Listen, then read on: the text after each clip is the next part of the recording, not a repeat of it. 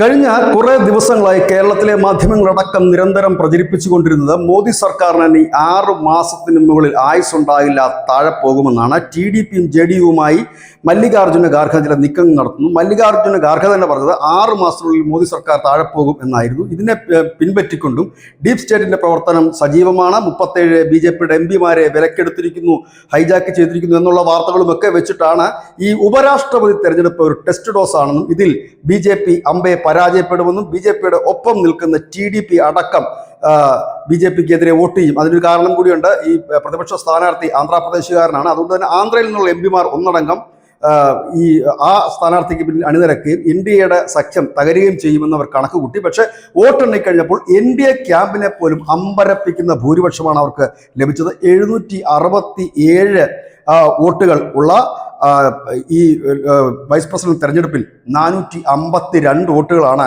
BJPയുടെ സ്ഥാനാർത്ഥിക്ക് ലഭിച്ചത്. എതിരാളിയേക്കാൾ 152 വോട്ടിന്റെ ഭൂരിപക്ഷം ലഭിച്ചു.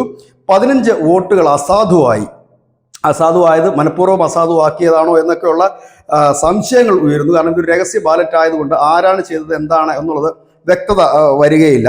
ഏതായാലും INDA മുന്നണിക്ക്, അതായത് രാഹുൽ ഗാന്ധി നേതൃത്വം നൽകുന്ന മുന്നണിക്ക് 315 വോട്ടാണ് ലഭിക്കേണ്ടിയിരുന്നത്.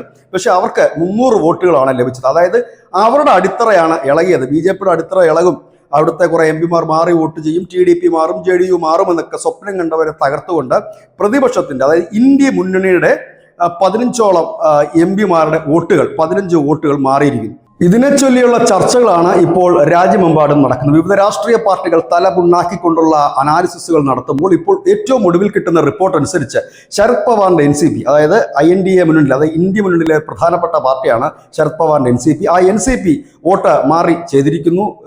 ഒപ്പം തന്നെ ഉദ്ധവ് താക്കറയുടെ ശിവസേന വോട്ട് മാറി ചെയ്തിരിക്കുന്നു. അതിനായി അവർ പറയുന്ന കാര്യം, ഈ CP രാധാകൃഷ്ണൻ, ഇപ്പോൾ നമ്മുടെ വൈസ് പ്രസിഡന്റായ CP രാധാകൃഷ്ണൻ മുമ്പ് ഗവർണറായി ഇരുന്നപ്പോൾ ഈ പാർട്ടികളുമായി നല്ല ബന്ധത്തിലായിരുന്നു. അപ്പോൾ ആ പാർട്ടികൾ അത്തരത്തിൽ വോട്ട് ചെയ്ത് കാണാം എന്നാണ് കരുതുന്നത്.